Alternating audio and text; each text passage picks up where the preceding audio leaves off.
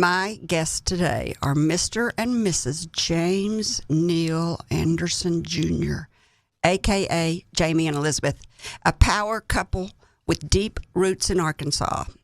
There are not many businesses that last past the second generation, and certainly not the third. But Anderson Farms, a fish farm, and Farmers Bank and Trust in Magnolia are the exception. Founded in 1949 by his great-grandfather, Jame Anderson becomes the fourth generation to run their fish farm made of 3,300 acres of water with 11,000 square foot fish hatchery, thus making them the largest producer of bait fish in the world. Did you hear that? The world. Elizabeth Burns Anderson is the fifth generation to run her family business, Farmers Bank and Trust, founded over 100 years ago by her great-great-grandfather. And did I mention in 2019 this power couple, parents and children, were all voted Farm Family of the Year. This speaks to their responsible dedication to their agriculture and their business practices, and to the devotion and time spent in their community and with their children. It is my pleasure to welcome to the table the unique couple whose talents and careers complement each other, fish farmer Jame Anderson and his wife, the Senior Vice President of Farmers Bank and Trust and Executive Director of the Farmers Bank Foundation, Elizabeth Burns Anderson. Wow, Guy, what do y'all talk about at dinner? Fish? Homework. That's probably very true. Well, you two go together like two peas in a pod. Y'all are like made in heaven. Jame, you're a fourth generation fish farmer. You're on the job in the field, I guess. He's shaking his head. It's radio, Jame. You can't shake your head. Yes. Yes. And Elizabeth is a fifth generation banker and the VP of Farmers Bank and Trust. This is like a business relationship made in heaven. Tell me how the two of you met. Well, we actually, our families go back generations. Our grandfathers campaigned for Governor Faubus years ago together. And so in a roundabout way, our grandfathers knew each other on the campaign trail. But Jame and I met at the University of Arkansas. We were both attending college there at the same time and had lots of unique friends and just kind of came together years later. So years later? Yeah. Not in college? Not in college. Not in college. We met later on just through his sister and I were sorority sisters, and we had lots of mutual friends. And So you both graduated from the University of Arkansas? yes. And neither one of y'all got married to anybody that you met there? No. And then No. you both met each other again and got married? Yes. Right.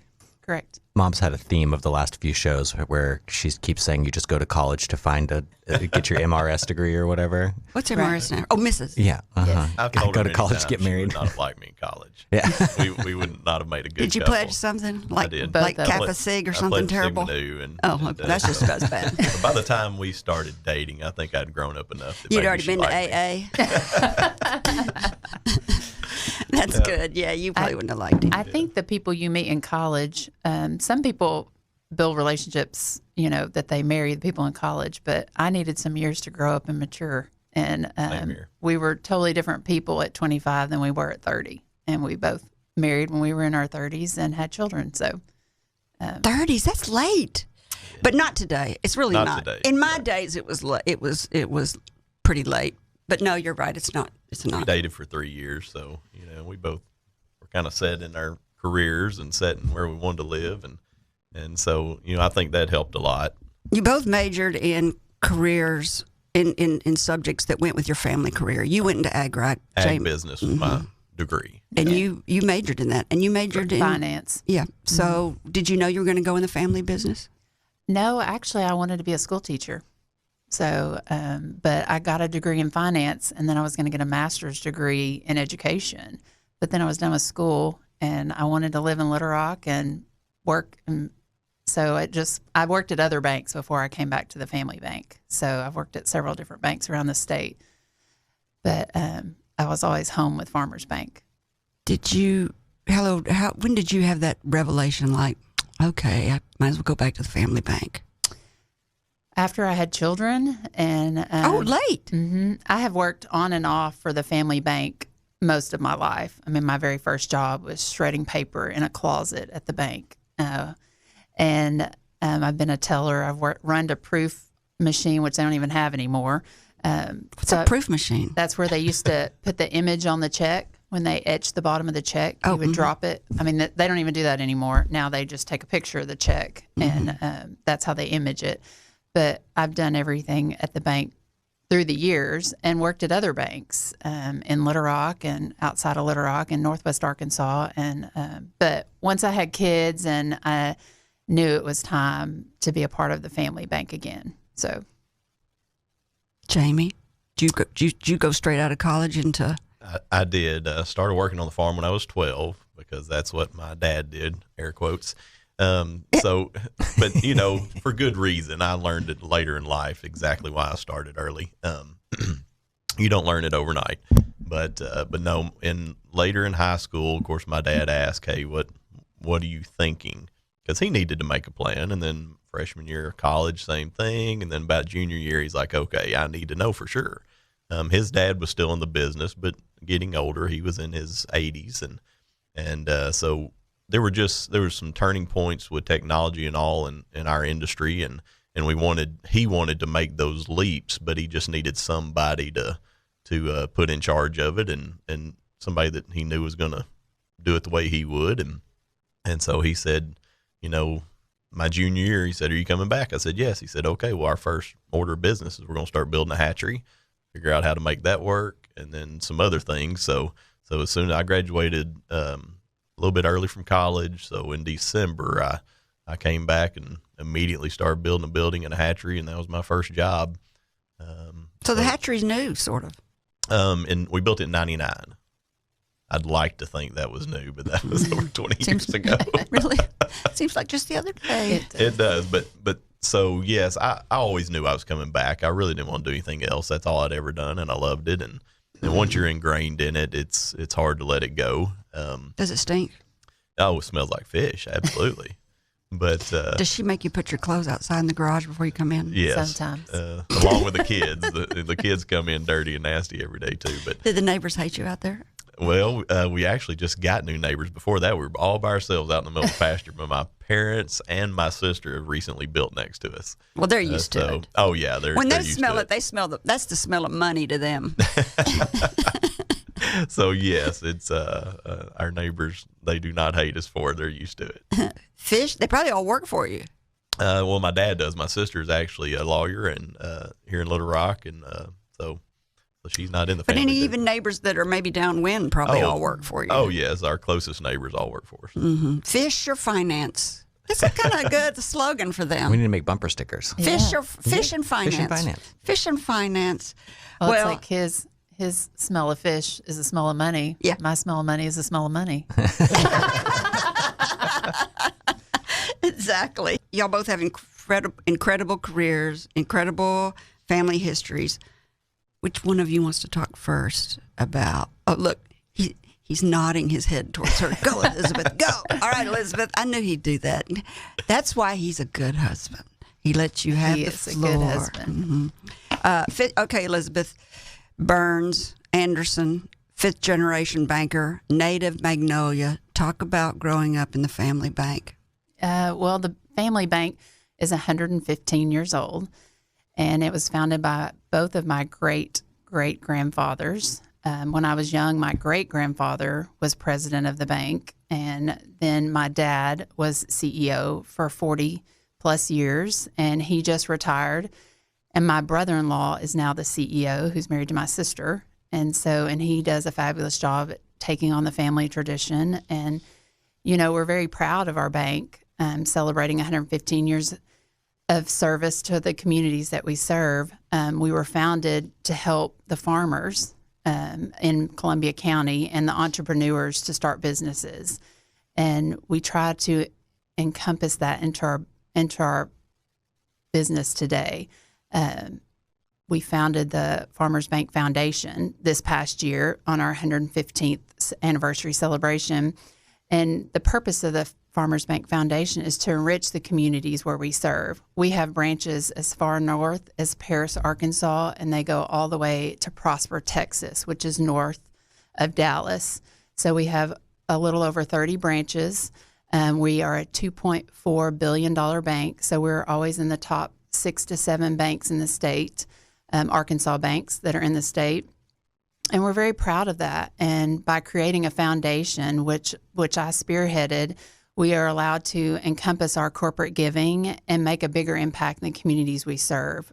Farmers Bank is based on community giving, and we like to support not only our customers but our employees, because when you have 115 years of service, successful service to your communities, you have to owe that to your employees. And so by enriching the communities, by offering support to nonprofits and support to education, healthcare workers and things like that within our communities, supporting the first responders, we are allowed to engage in those communities and create a legacy for our bank and enrich those communities where our customers and our employees live. Banks are so important to a community. Mm-hmm.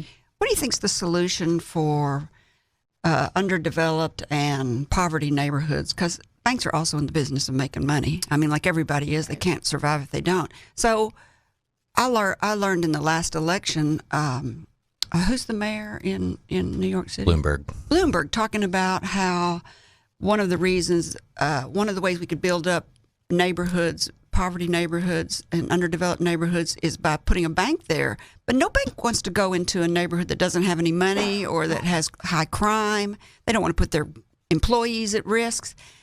I mean, how do you solve that? Do you talk about that at your bank? We do. All banks are required to do what they call the Community Reinvestment Act, CRA lending, or CRA giving back. And so we go into low poverty schools where they have free and reduced lunches and talk about, opening the importance of having savings and the importance of how to manage your funds and things like that. So speaking to children at a young age, and also just reaching out in those underdeveloped areas in each community by offering volunteer or teaching community classes on retirement or savings or things like that is a great way for us to get back to those areas. But you don't get to know your bankers. I mean, one of the reasons I'm successful is I got to know my banker. Right, exactly. I mean, I don't even know, Kirk Dixon, I still remember his name. He took a chance on me, gave me a signature loan back when you could get signature loans, and, started me on my career path. I'm not sure that I, as a banker, would go to a community that's suffering and a girl came and said, I wanted to open a hair salon or a bakery. Will you give me $20,000 on a signature loan? I'm not sure that happens today, or could even happen today, or should. Really, I don't know how to change that. Right, and it does happen. You just have to build those relationships and understand their planning and their giving. So, and we hope to build those relationships in all the communities that we serve. Farmers Bank Foundation, I went to that website. Is it part of Farm Bureau Insurance? No, it's not. Why has it got that big logo, or did I go to the wrong website? You went to the wrong website. I wondered if I was at the wrong website. I did. That's typical of me, isn't it? They also have a foundation. Farm Bureau does. Yeah. But totally different thing. Totally not related. Yeah. Farmers Bank, it's been our name for 115 years, and it was founded because when my great-grandfathers got together, they wanted to help the farmers. And so in many meetings over the past 115 years, it's been discussed, should we change it? Should we make it more marketable? But you know what? No, because that's what we are. We were founded for farmers. We still support farmers today.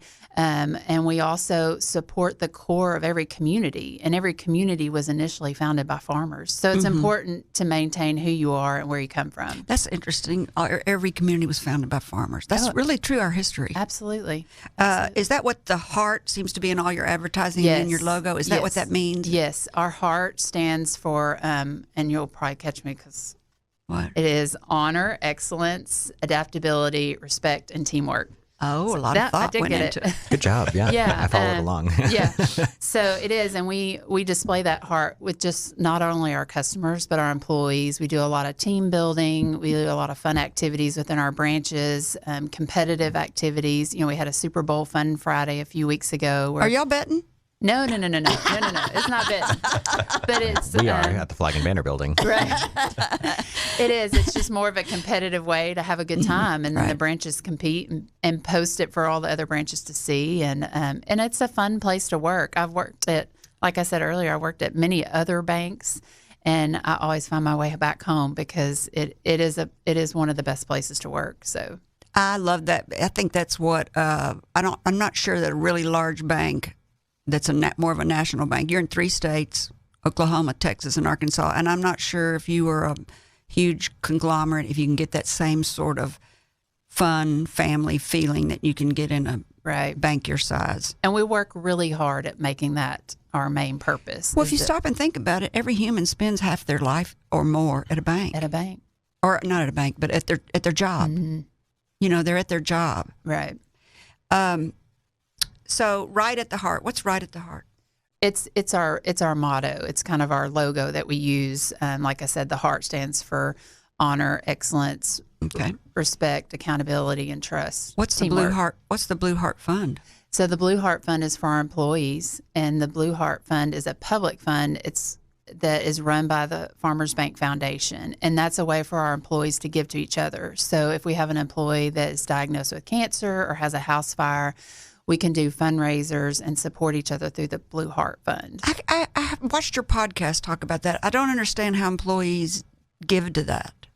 Well, like a GoFundMe, maybe. It is, but it is a foundation, but it is a public foundation. So anybody can give to the Blue Heart Employee Fund, and it supports our employees. Mm-hmm. So it allows us to support them in their times of need. Do they give to it in advance, or do they like it's a mutual fund that's growing over time and that they can pull out of it if they have a problem, or do they give to it at the time of the house fire or the time of typically at the time of need? And so, and a lot of times the bank can help support that giving as well by doing matching and things like that. So, right. Banking has changed so much. How do you see banking in the future?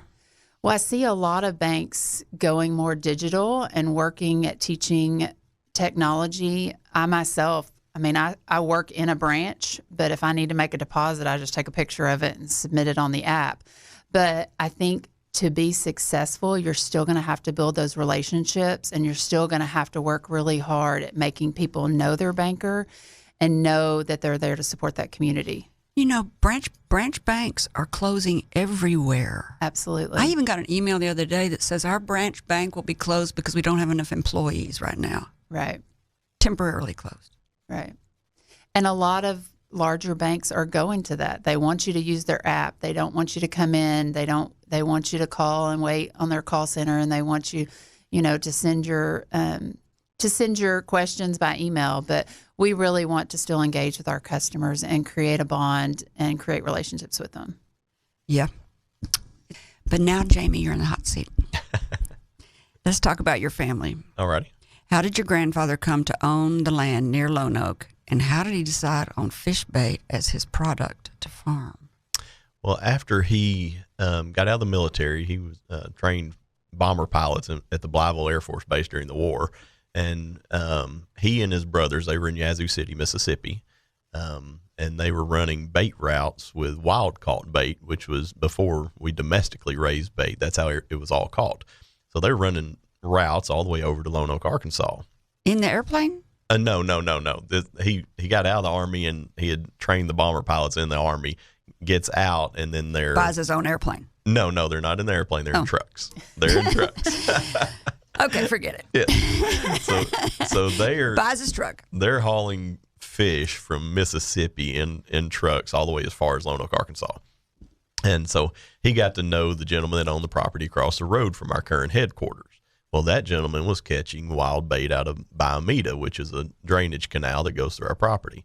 And they were just really tough and hardy. And so my granddad didn't quite understand, what it was making these fish better than the ones he was bringing from Mississippi. So he didn't know if his soil, water, really what it was. But anyway, he went across the road, and there was an 80-acre rice farm there, and a lady and a gentleman that owned it, and 800 acres behind it that was all timber. And he just offered him money and bought it. So he started building fish ponds. So immediately. He doesn't have the Biomeda is not in his property on his property? Yes, it is. Yes, it is currently. It wasn't at the time. At the time, it was on one of the borders. Mm. So he just bought the farm there close to that location, knowing he could catch them out of Biomeda if he needed to. But he started building ponds on that 800 acres and catching fish wild and stocking those in those ponds and then breeding those, and so on down the line. And then just it kind of took off, and as it grew and grew, he bought more land, built more ponds, set up distributions, all over the country. And at that time and even now, you still kind of have to invent the equipment you use. And the aquaculture industry across the country it's very diverse. We're talking everything from salmon and trout and lobster all the way to oysters and minnows and goldfish. And so the equipment you use, you have to physically build it. So back in the late 40s, early 50s, he's designing trucks and boxes and air systems and containment systems for sheds, how to deliver oxygen to fish in sheds. So there's a whole lot more to it than just putting fish in a pond or putting fish in a truck and going to sell them. But he kind of helped neighbors get in the business, because if they had land, he would build ponds on their land, stock it with fish, and buy them back. So that's kind of how Lonoke County became the freshwater finfish capital of the nation.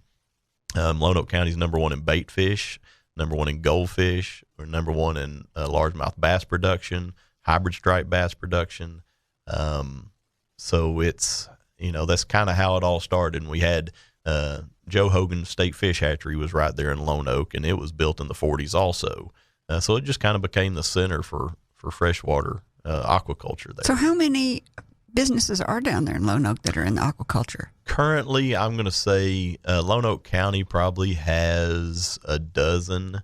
Really? That range anywhere from bait fish to goldfish to game fish. And then tilapia, is it raised there? No, we don't raise any tilapia in Arkansas. It's temperature-wise, tilapia don't do real well in Arkansas. Our winters are too cold. Do you eat tilapia? I have. What's your favorite fish to eat? Oh, gosh, certainly crappie. Catfish is a close second. But then I have to differentiate.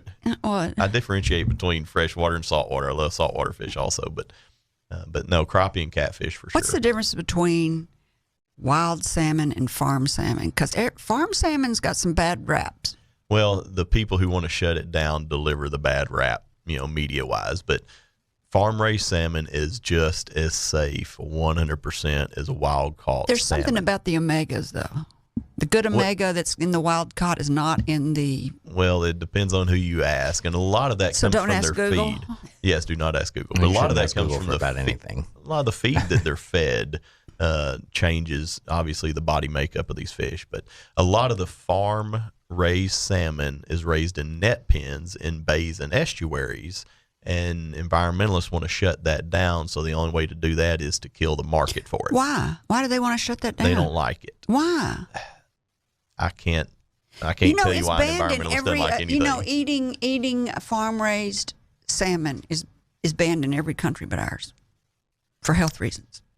I don't know that to be a fact. Again, I found that on Google. Yeah. When you start studying about fish, you just find out all kinds of stuff. Now, I don't know if that's true. Well, 95% of the seafood we eat in the country comes from out of the country. Mm-hmm. So you talk about a food safety issue. So maybe that's why they do it. But a very small percentage of the farm-raised salmon comes from the United States. But the thing is, regulation-wise, it's easier to raise it off the coast in bays and estuaries in another country than it is the United States, because you don't have rules and regulations fighting against you constantly.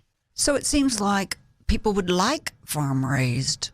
Well, I want to know what I'm eating. I want to know that it's safe. And if it's grown here, it's much safer than coming from a foreign country, Vietnam, or Chile, or a lot of the countries that raise our seafood. Let's go back to your great-great-grandfather, Yes. or your great-grandfather, who bought the land across the street from Biomado. Did his friend now get mad at him for going into competition? Oh, no, they actually weren't really competition at the time. One was raising goldfish and one was raising golden shiners. So really it wasn't a competition issue. And the market was growing fast enough that we couldn't grow enough anyway. Mm-hmm. And your Lonoke's a perfect example of how like businesses that group together do Right. better. It's like Restaurant Row does better if it's together. It's like retail stores do better if they're together. Well, and as a small industry, we depend on each other's cooperation. You probably call your neighbor and say, "Hey, I'm out of feed. Can I borrow some of yours?" Oh, sure. I mean, we do that all the time. We're a small industry. We all know each other. A lot of us family. So we really depend on each other. A lot of the state and national issues we deal with, we we have to band together and deal with them. Oh, I bet. You know, because it's all about numbers when it gets to the federal level. So I'm imagining your grandfather buys this land, which sounds so exciting, and then he cuts down the timber, because you said it was timber, Right. and he sells that timber, Right. and where he cut it down, he digs a hole, and then he Right. starts fishing in his boat every day and throwing fish in that water hole. In flatland, you don't build a hole; you build levees to contain the water. Oh yeah, sure. So, but we're you on do the, start with a low spot, though. right. I would We're think. on the edge of the delta, so it's flat. But that works well for us. But yes, he starts building ponds, and over time, the ponds have gone from large 80-acre ponds down to anywhere from a half acre to 10 acres, just because they're easier to manage. So today we've got 334 ponds over 3,300 acres. Y'all got mosquitoes? Lots of mosquitoes. Oh. Do you ever go there, Elizabeth? I do often. Oh, I was going to say, I'd try We not live to on go. the farm, so Yeah. it's, You live on the farm? We do. But mosquitoes are part of the life, and you learn to deal with them. We spray for them. We wear bug spray. It's Arkansas. They're Yeah. everywhere. it's Arkansas. Yeah. No, it's not. Those mosquitoes are not just keeps the Arkansas population low. mosquitoes. She begs to differ. You don't go out at night. I do, because I sit at the ballpark with my kids, and my kids are. We just. Man. If you You see get us- used to It's the them. You do. Delta. Yeah. Yeah, I mean, just get used if to we're them. out at night in July or June or even August, we're pants and long sleeves, because you're going to get eaten otherwise. So And they love the light. I mean, if you get in your car, you open the car door and get in, you might as well just forget it. There's more mosquitoes in the car than Right. humans. I mean, May I ask a farming question? Absolutely. So your grandfather, the word that you're using, a biometa? Yes, biometa is one of the drainage systems here in Arkansas. Okay, so he's fishing. He was getting fish out of a drainage system. Correct. So he just fished some wild fish out of a drainage system and put them in a pond and started selecting. Right. Started spawning. That is crazy. Yep. Just out of a stream, Well, and it's then you just, just started. just like that salmon farm. I know, Their yeah, salmon right. came from the wild. and now they ship them Yeah, in yeah. a FedEx box overnight. Yeah, right. Well, that's how. Yeah, that's just nuts to me. But yeah, I mean, every animal came from the wild at some Well, point. sure, yeah, but I just think even so if theoretically our brood stock still has the same genetics as whatever he fished out of 73 that years ago. drain. Oh, that's so cool, though. but I think I mean, that's don't fascinating. they? Is interbreeding doesn't weaken them? Oh, Mother Nature takes care of that. When you've got something on the bottom of the food chain that deals with thousands of offspring or tens of thousands of offspring, they're genetically diverse enough that And surely the you're adding in a likelihood little of bit of mother genetics every and once in a while, son right? breeding is not very good, but if they do, it's still going to be a viable offspring. Just like cattle are bred back, dogs are bred back. Is cattle horses are bred back? Is cattle considered farming? Yes. Yes. So that's why fish is considered farming. Right. Agriculture and aquaculture are one and the same. Agriculture, you're going to grow something in soil. Aquaculture, you're growing it in water. What's your biggest fish that you sell the most of? What's your biggest product? Golden shiner is What's the a bulk golden of our volume. shiner? The golden shiner is one of the native bait fish around the big part of the country. Of course, there's golden shiners, silver shiners, and multiple versions, just like a lab and a poodle and a cockatoo or whatever. That may be a bird. But yes, the golden shiner is native to Arkansas, and it's native to most of the states in the country. So therefore, it's legal to ship across the country. But because it's native and because it's easy to grow and it likes the climate, then that's definitely the bulk of our sales. And so if you go into the average bait shop anywhere in the U.S., 9 out of 10 of them are going to be carrying golden shiners or What's the difference between a goldfish and a koi? goldfish and koi. They're just a close cousin. They're both in the carp family. They're just, like I say, the difference between a standard poodle and a miniature poodle, or just You sell on your website golden shiners, which you said are your best sellers. yes, Fatheads. fatheads, which What is are those? it's a northern fish that was brought down to the south decades ago by not only the pond stocking industry but also the bait industry. So we started growing it back in, I'm going to say probably the 60s, but it was more northern like the Great Lakes states, that's where the bulk of the fatheads originated. Now they're all over the country. And they're just little bitty Just fish. small just fish, yes. Bitty minnow-like fish. Right. So they're in lakes and rivers and streams as forage Well, forage the fish. prettiest one on your website is the pink minnow. Yes. Elizabeth's It is like- basically an albino fathead. So they are selected, the light color is selected in the brood stock. So every spring when we get our brood stock ready for the pink minnow, if there's any that have reverted back, that recessive gene has gone back to black, we pick that out so that the odds are going to be that they're all going to be pink. What's a sardine? Sardine is just It's not a minnow. no, Just it is looks like one. it's a saltwater fish that kind of like a anchovy or a menhaden or They look like minnows to me. right. That shows how much I know about it. it's an ocean fish that is like a minnow. It's on the bottom of the food chain. But you did invent your own breed.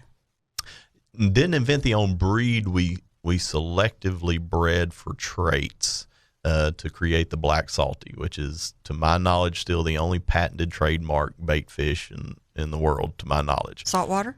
Yes. What we did was we bred it to withstand saltwater up long enough to be used for bait. So it lives and breeds in freshwater on the farm, but it can be sold as a saltwater bait. But it will not live in full strength saltwater and be viable. Is there any other fish like that? Not that I'm aware of. Not that I'm aware of. Clever. The hard part about the bait industry, especially when it comes to marketing and branding, is all of our products look the same. You go to any bait shop in the country, you can't tell if that's my minnow or my neighbor's minnow. Well, with the black salty, for the first time in history, we were able to differentiate between our customer and somebody else's. So we could actually say, hey, if you want the black salty, we want you as a customer. You can use that to promote Anderson Minnow Farms and Anderson Minnow Farms fish. Otherwise, you can't tell the difference between my minnow and somebody else's. Why does somebody in Arkansas want a black salty? Actually, we're selling more in freshwater now we are in saltwater, because saltwater fishermen were bringing it back and striper fishing with it, largemouth bass fishing, cat fishing with it. It's just an extremely tough fish that can do anything. It lives very, very well, very hardy. So, once they started doing that, we're selling more for cat fishing and striper fishing than we are in saltwater now. So does different fish like different, I know that at least this much about fishing, different fish like to eat different fish? Not necessarily. Big eats little. That's it. A bass eats a small bass. A crappie eats a small crappie, but it will also eat a shiner, a goldfish, a So why do you fathead. need all these different kinds? A lot of it is fisherman preference. And if it doesn't matter, it doesn't matter. Well, a lot of it's also there are certain states that we cannot sell a shiner in. Certain states we may not can sell a fathead in. Why? Because their Game and Fish or DNR has determined it to be a non-native fish or something like that. Like you get out in the western states, take Colorado, you can sell a shiner on the eastern slope, a fathead on the western slope, and maybe one or the other above a certain altitude so they're just extremely specific. So you have to really know the rules and regs, not only if you're selling into the state, but also if you're buying and bringing into the state. Are you held responsible if somebody buys and ships and you ship there? Are you held responsible or is the buyer held responsible? In some circumstances, both of us. So it just kind of depends on the state and the circumstance. But I've got a team there in the office that are very diligent on knowing, okay, where is this fish going, knowing the address it's being delivered to, going as far as to ask, okay, you're in a state that has some really odd laws. Where are you going to be using this fish? And all you can do is assume they're telling the truth. How many fish do you ship? How much do you ship a day? How many fish do you ship a day? It all depends on the season and I the knew you were gonna day. say that. I mean, it may be a really big day in the spring. We may sell between 15,000, 20,000 pounds of fish. How many people does it take to load that stuff up? You have to use big equipment? You do. It's easier to use big equipment versus by hand if you're going to do it in bulk. But, we've got a staff of 50 people in the spring. So it takes quite a bit to operate. You made your own equipment to do all of this. Yes. Describe. They probably all have to ship overnight, right? No, we do still sell wholesale by truck. So we may load an 18-wheeler today that's going to the East Coast and going to drop off at one or more customers. How many days will they stay alive? they'll stay alive as long as you take care of the water quality. They're going to stay alive indefinitely in that truck. But Really? The quicker you get them off, the better, because they will foul the water. So you have to do a water change. If they're going to be on there more than about 48 hours, you want to change the water. But anywhere in the country that we're going to truck to, they're off in 48 hours. Who trucks them? Does it your people We have a trucks them? contractor that does the trucking. He knows how to change the water. Oh, yes. Wow, there's so much to this. Could anybody get in this business today if they wanted to? Anybody can. There's one check away is what I tell them. You cut us one check and you're in it.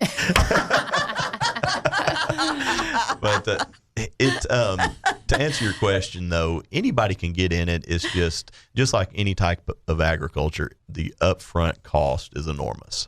The cost of land, the cost of equipment, trucks, tractors, just simply building ponds, the cost is enormous. So buying an existing operation is certainly the better thing to do.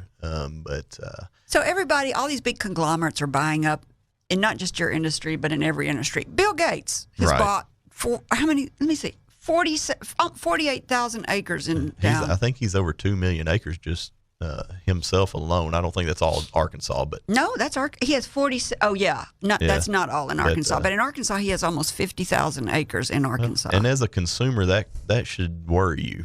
That's what I was going to ask you. Does that, y'all live in that area? Does that bother you? It does.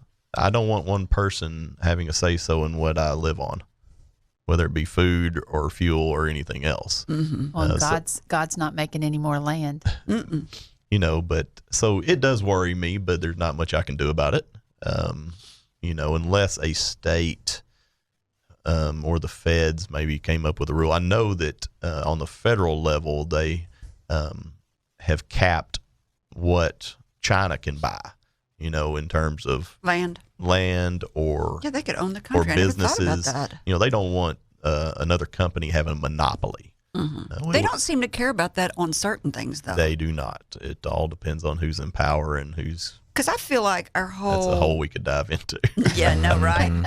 I feel like Amazon is running a lot of mom and pops out of business, like I'm saying. So what about your industry? Are people going to come in there and buy you up, and we're going to have two fish factories eventually one day? That's always a possibility, but I don't see that in the near future at all. Now, food fish would be probably something somebody would gear towards in terms of buying or owning a majority of it, so you can control price. The world is going to run out of food eventually. And that's why Bill Gates is doing what he's doing. Yeah, he likes so he can control production. price. Mm-hmm. But aquaculture provides a very, very healthy source of protein. In other countries of the world, fish is a major source. You don't see cattle ranches in impoverished countries. You see they're fishing off the coast. Mm-hmm. So the United States needs to wake up and understand 95% of what they're eating in terms of seafood is imported, and that's scary. If we could simply allow, through lax regulations, more operations to produce our seafood here, whether it be a fin fish or whether it be shrimp, or it certainly makes sense for our country. Are there strict regulations to make Absolutely. Fish? Really? Why would that be? To give you just a little bit of perspective, we are a simple bait fish operation in Lonoke, Arkansas. We ship to over 44, 45 states. But we are regulated because of the state and fed agencies in each one of those. We are regulated by over 60 state and federal agencies that we have to adhere to their policies, their paperwork, their ever-changing rules and laws. We have to keep up with that. Do you have a lawyer on staff? No, but you need one. We do.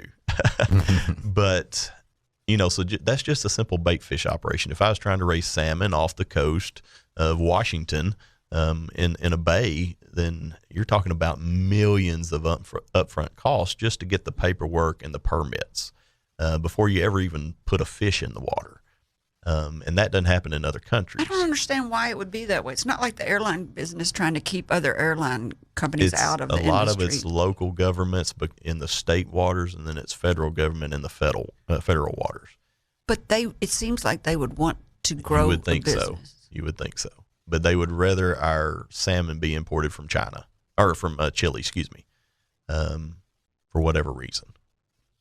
it. I sit on the board of the National Aquaculture Association, and we represent all of aquaculture. Like I say, everything you can imagine that lives in water. So we have board members from the salmon industry, from the trout industry, oysters, shrimp, lobster. So we have all those represented on our board. And I think I have it hard until I hear what they deal with. Do you worry about, I sometimes watch documentaries about overfishing for salmon. And do you worry about overfishing our oceans? We're not going to overfish ours because they have such strict limits on it. And that's why farm-raised salmon makes sense. But other countries across the world, salmon don't just live on one coast. They swim across the ocean. Other countries in the world have zero limits. So they're depleting their sources. And then that's why you see boats off the coast of the United States, whether it be East Coast, West Coast, or Gulf Coast. You see boats owned by other countries out there doing the fishing, and we have no control over them. Where our boats can only fish certain waters and bring in certain poundages of fish a day. The boats that are owned by other countries, and if they're in international waters, we have no control. They've depleted their sources. Now they're working on ours. Oh, wow. How you started a hatchery, you said, in 1999. Yes. What events led up to you deciding to do that? Well, Dad kind of made the decision simply because we were needing to grow, which means more brood stock, more fry to spread to grow out. What is fry? I keep reading that all over your website. Fry. Fry is just that's like what you do to fish. It's just a young fish right out of the egg. Okay. So yes, we needed more brood stock, more eggs, more fry, which meant more land, more labor, and that was just really not affordable. The hatcheries have been used for years with other species of fish. It had just never been done on a large scale for shiners or for bait fish. But it had been done at universities, so they knew it could work. But the university system versus a farm system is much different. So, and the scale we needed was going to be pretty large. So anyway, we built the building, plumbed it, all that. That was my first 3 to 4 months of back on the farm. I was 22. Oh, that is too young to give you that much responsibility. Just saying. Okay, go ahead. So anyway, that was before you knew him, right, Elizabeth? Yes. Okay. His dad got him in training. Oh yeah. All right, go ahead. So we started that, and of course it was rough in the beginning. Just getting the numbers, the sheer volume you need was really hard. But it took 2 to 3 years to really get it nailed down. And once it was nailed down, now we're doing 1.3 billion average on the shiners is how many head we produce. We're producing, roughly 100 million goldfish, roughly, 75 million black salty. The fat heads around 300 million. So, a year? A year. Oh, actually, in about 4 weeks. Because there's a season. There's a season. You want to correlate the hatchery with the normal spawning season so that the fish are ready. It's easier. You don't have to change photo period. You don't have to change temperatures. Are they staggered? Are the seasons staggered for each fish, or is it all like comes out in spring? Springtime is the time. So it's chaotic. You're like a CPA in April. You eat, sleep, and breathe it for a few weeks, and then if everything goes well, you just got to keep them alive for the next 12 months. You do keep them alive for 12 months? That's the production part of it that everybody doesn't understand. Even some of our customers is that fish is born. All those fish are born the same time, and then you've got to have not only the size of fish today available, but also 12 months from now of the fish that was born the same day. Why can't you stagger those? Since you're you controlling could. It just this. it wouldn't. The weather's not right. It wouldn't be efficient. You would have to get the water temperatures right. You'd have to change the photo period. You would have to keep your hatchery running all year. So it's easier just to get it, and then by density and feeding, you keep fish small or make fish grow for the next 5 billion 12 months. pounds of feed a year. Million. I think 5 million pounds of feed per year. Where do you store 5 million pounds? Well, the feed mills are constantly making it, so they deliver weekly. What do you feed? What is it? The feed, it's similar to dog food. It is a pelletized food that's formulated for those fish. Just like I throw in the fish bowl. No, it's the fish bowl feed, the flakes. They'll keep that goldfish alive, but he's not going to grow. This is protein based or something. Right. So the protein, the fat, the lipids, all that, the formulation of this feed is specific for those fish. So it'll be different for crappie or bass or catfish, but for these bait fish, it's specific to maximize their growth potential. Wow. Yep. You guys, do you just come home to Elizabeth and say, honey, let me tell you about my day? And she says, I don't do that anymore. You don't? I'm afraid she's going to tell me about her day. Wow. No. What am I missing? Am I missing anything? What's the hardest part of your job to manage? People. Is that true in every business? People. There's no question. We're all so alike and yet so different. Well, my dad gives me a hard time. He says he had the same issues I have, and I'm like, that is not true. He grew up with a generation that everybody just worked. They knew they worked. They didn't. It was embarrassing to be on government assistance. They worked 7 days a week. They were just good people, down to earth people. Those people have all retired and or died off, and so we're dealing with an entire generation now that is just different. You sound like an old man. I am. So I tell you what I do love about the millennials is when you ask them to do something, they ask you why. And then you explain to them why. And then often they improve on it. Yes. But that wasn't always true about the Gen Xers. The Gen Xers were like, I don't know, you may be a Gen Xer now that I think about it. Born in 76. Yeah, you're probably I a think Gen you Xer. are, yes. Yeah, the Gen Xers to me were a much harder group of people to manage. And yes, you cannot replace the older gentlemen and the work ethic of the older people. But the Gen Xers were harder to me than the millennials. I'm really enjoying the millennials. Only thing you got to do with the millennial is give them a life-work balance. They're very interested in their. That's hard to do on a farm. It's very hard because it's feast or famine. Yeah. It's the same way as the flag company. When you have to do it, you have to do it now. And so that's the hard part. It really is. But we've got an amazing staff. Like I say, we're 50 to 52 people in the spring and summer, and couldn't do it without any of them. Do you have to lay people off? No, actually, part of our staff are on H-2A visas, on agriculture visas from Mexico. Oh yeah. So that visa, the contract is during our busy time. So about the time the contract is up, we've slowed down enough that we can get by without them for a few months until they come back. But couldn't do it without them. There's no question. A kid cannot hire enough local people to get that job done. Just can't do it. Yeah, you are kind of rural America. Yeah. All right. Your family was named Farm Family of the Year in 2019. How did that come about, and what did it mean to your family, your employees, your peers? Talk about that experience. It's great to be recognized, no doubt, but my line that I've said over and over is, when you try to stay humble and you don't do it to be recognized. We do what we do because we love it, especially farming. It's not easy. Everybody knows that. We don't wake up every day hoping somebody recognizes our efforts. So it's nice to be recognized. It really is, but there's 1,000 farms out there that deserve the exact same recognition. We're no different. But Elizabeth and I, we just do our best. We come from amazing families. We were certainly given an advantage, so we don't want to take that for granted. We want to stay humble. We want to not only give back ourselves in the same capacity, if not hopefully more than the generations before us, but also teach our children why we do what we do.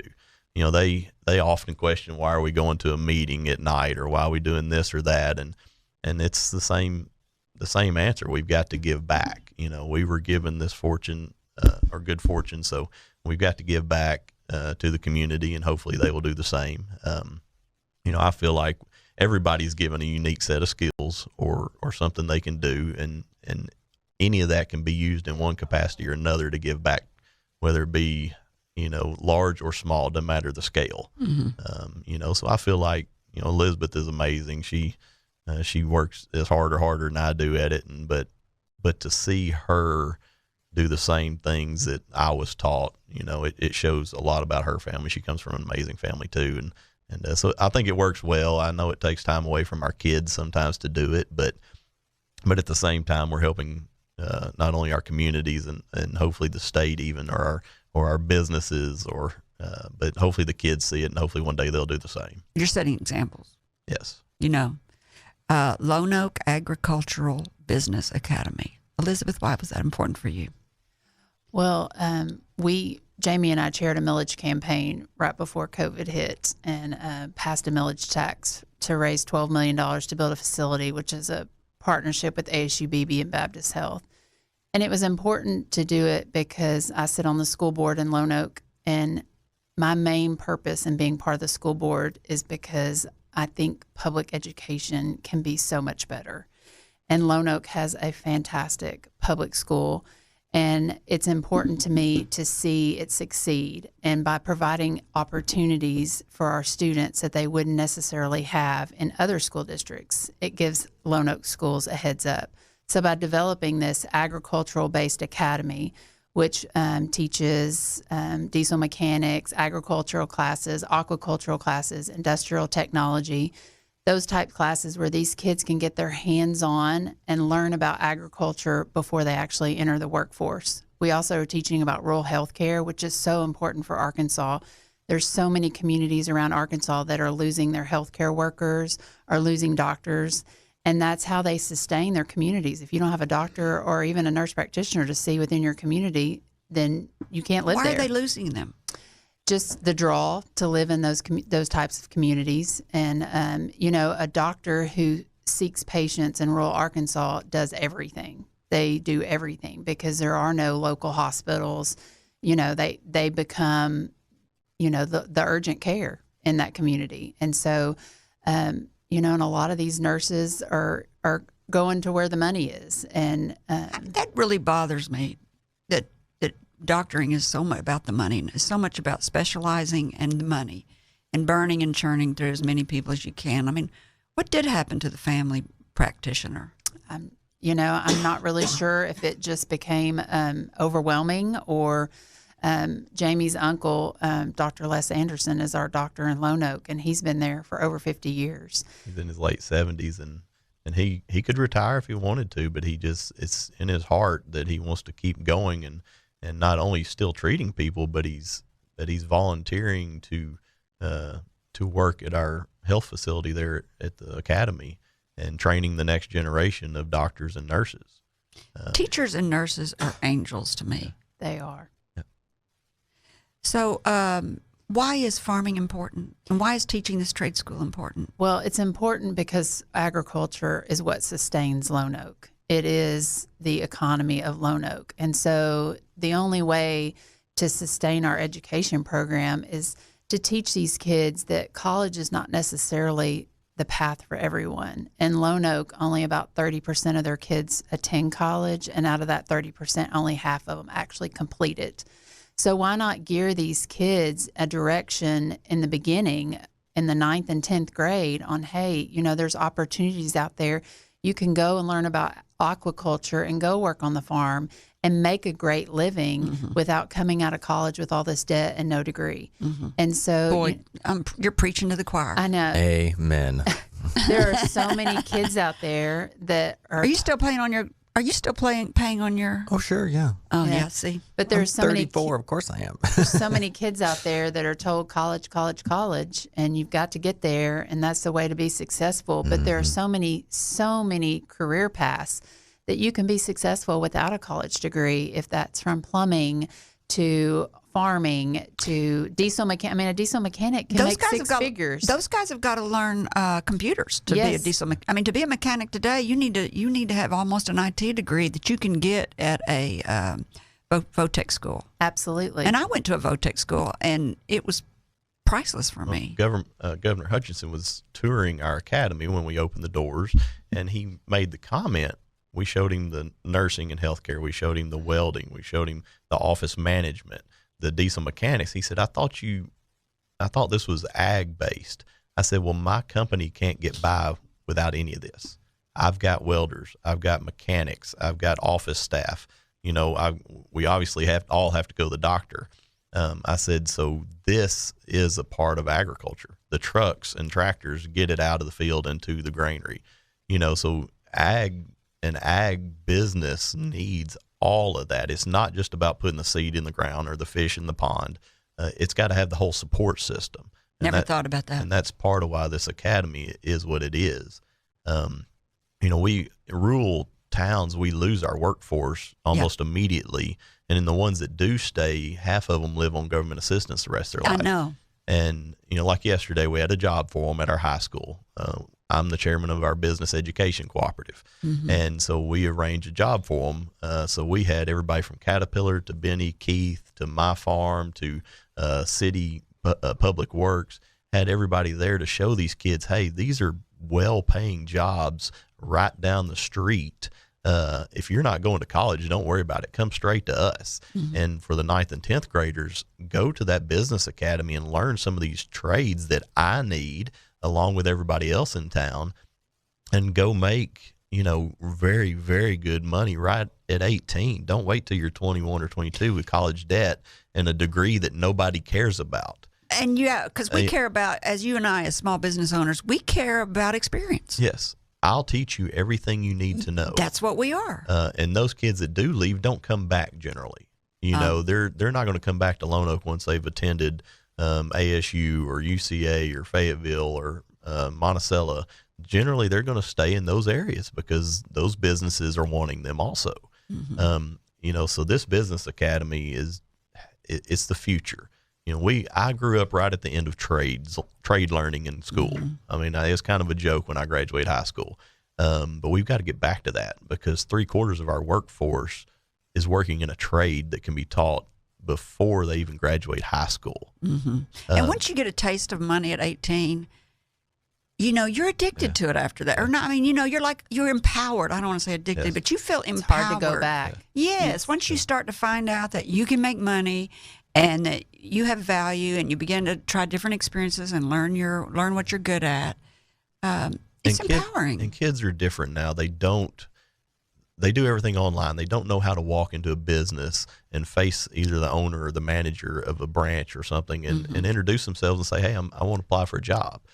So just this job for them yesterday, I told some of the attendees, look, these kids might just be in 11th grade and you can't hire them until they're 18, but they're going to know your face. They're going to know your business. And you're gonna be approachable. I'm approached by kids I've met at these job forums over the past 3 years that would have never approached me if they hadn't met me and at least said hi or do something. So that makes a difference with these kids. Do you think they should teach finance in high school? Absolutely. That was a loaded question. Say it again. Yeah. Well, my biggest problem with employees is they run out of money before Friday comes.